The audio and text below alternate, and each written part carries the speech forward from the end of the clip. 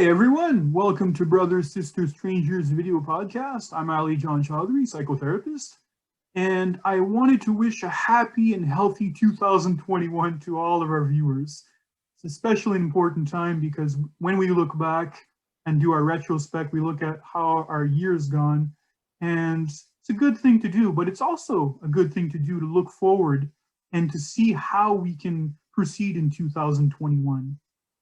So we're going to be discussing the top 10 tips that we would like to say to our younger selves. And I'm here, of course, with Fern. And I just wanted to add that we're going to be doing our episode on grief and sibling estrangement in the next video because we just have so much research and we have to sift through so many things. So we want to make sure we get it right. So yes. So all right. Well, great to have you here, Fern. Thanks. I'm Fern Chapman, the author of the upcoming book, Brothers, Sisters, Strangers. And I want to wish you, Ali-John, a wonderful 2021. And of course, the same to all of our viewers. Thank you so much, Fern. I do wish you a nice and healthy 2021 to you. And definitely, this is a good time for us to delve deeper into some of the topics that we've mentioned. So top 10 tips of what we would say to our younger selves. So let's get into that. And I know that I came up with 5, you came up with 5, so that'll give us a good list of things and insights to consider in all this. But what's your number one tip, the first one that you have for yourself? I think I wish I had known that a sibling relationship is the longest relationship we have, sometimes lasting 80 years. And what that means is they're not static. So over the course of a lifetime, there are going to be times when you are closer, and there are times when you are very distant and even estranged. And I think it's important to kind of ride with that. And there are very specific moments in a life when you might be drawn back into that relationship. For example, when a parent becomes ill. So I wish I had understood that better. Yeah. I know that my number one is, of course, to seek to cultivate your individuality, in that it's okay to be different than your family, your sibling, despite what they say.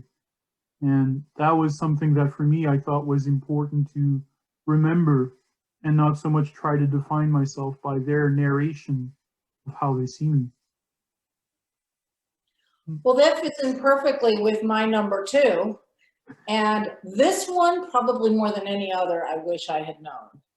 And that is that it's not, estrangement is not necessarily about you.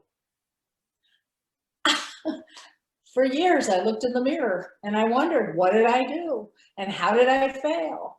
And I have reconciled with my brother. And now I understand that so much of this was not what I had done, but what he perceived, and even some of his bad habits that had restricted his ability to connect with me. Yeah, pretty powerful. And in my case, what my number 2 would be to learn to be more aware of your emotions.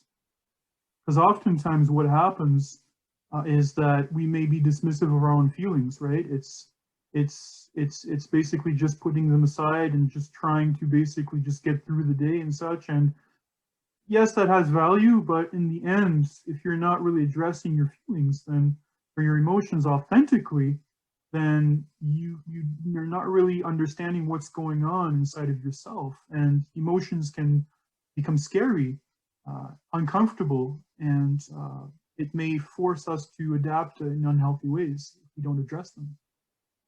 Boy, that's one that you really need to learn in childhood, how to face your emotions and feel your emotions and regulate your emotions. Let's see, number 3. I have always pounded the table for the connection between estrangement and fantasy. So I would say that I wish I had known that I need to be careful about how I fantasize the relationship with my only sibling. Oh, what it could have been. You have to be much more realistic and recognize who they are and where they are in life and why they behave the way they do.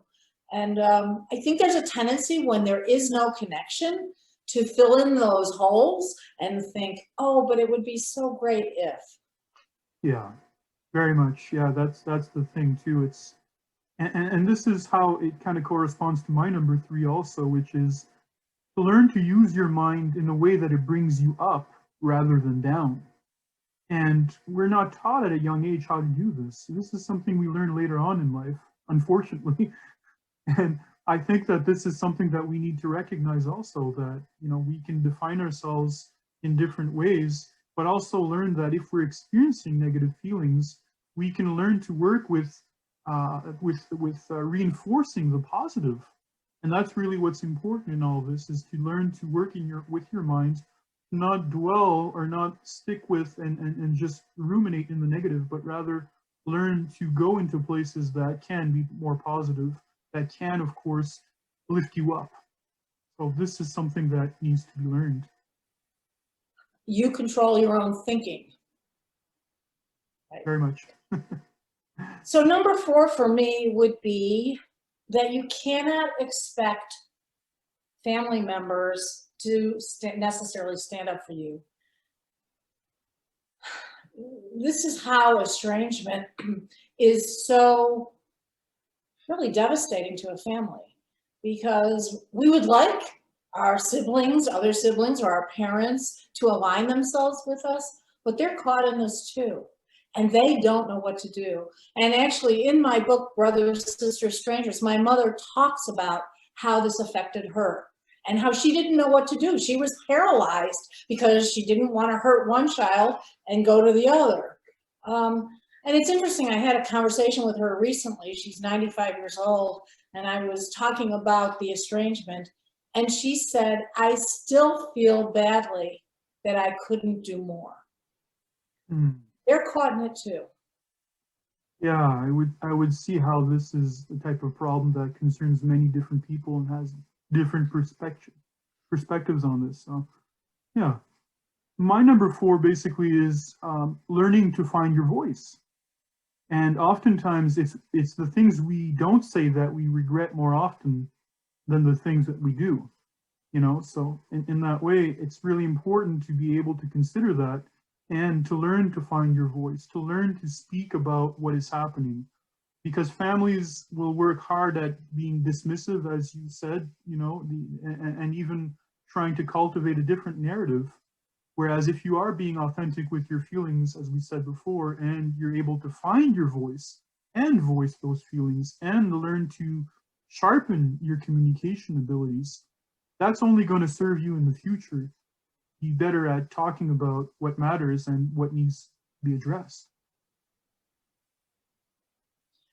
So number 5 for me is that I have to accept the reconciled relationship for what it is. And again, this plays into the fantasy as well. Basically, there are limitations sometimes to relationships, but it's sometimes better to be reconciled and have that connection than not to have anything at all. So really what I'm saying is accept them for who they are now. And that's something that I've been working on through the entire reconciliation process. Mm-hmm. That's very powerful. And it goes in line with my number 5, which is that it's okay to set boundaries, even if it means to displease others, and that it doesn't need to be perfect.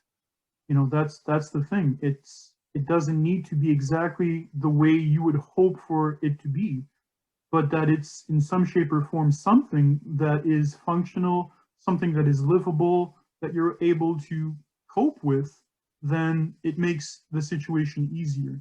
So that's what's really important, is to set boundaries, either verbal, psychological, physical, if needed, or whatnot. It's important that we learn how to do this, and we're not being a mean or bad person if we do this. Quite the contrary, we're illustrating the importance that our point of view and who we are as a person matters and needs to be respected. I think the point of this is that there has to be some flexibility in the narrative.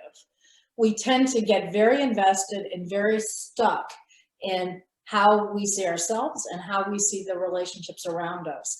But sometimes you need to step back and give room for all these relationships to grow and change. Absolutely, and that's the thing. Fluidity is key, I think, in what we do, and our boundaries can be fluid too. They can be necessary at times to be a certain way, and they could be at another time completely different or modified or thinned out, at least in a level that makes us feel comfortable.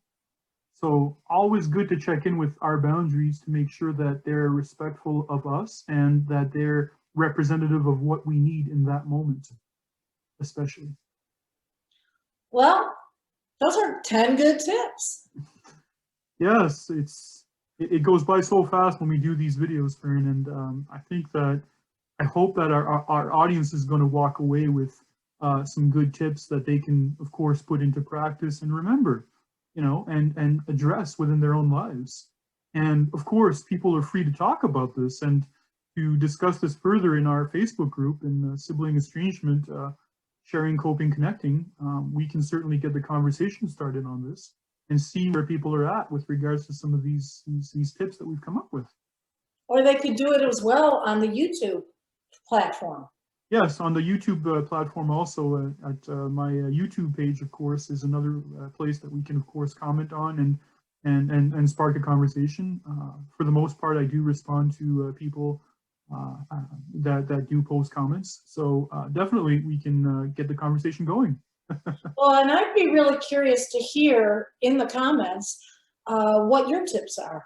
What would you wish you had known 10, 20 years ago regarding estrangement and reconciliation? Absolutely. Viewers, I think this is a time for you, of course, to be able to bring out, of course, what works for you and what you've been doing for yourself, what you've learned over time. And absolutely do bring out your own insights. They might even help somebody else going through the same thing. So definitely feel free to talk about what works for you. And of course, there is the sibling estrangement support group that I'm doing. That will also be, of course, very useful for us to discuss, again, what works and how to get through difficult situations. So I look forward to speaking with all of you again. Great to be with you, Ali-John. Thanks again. Thank you so much, Fern, for doing this. I really appreciate it. And we'll talk again soon. All right? Great. Take care. Bye. Bye.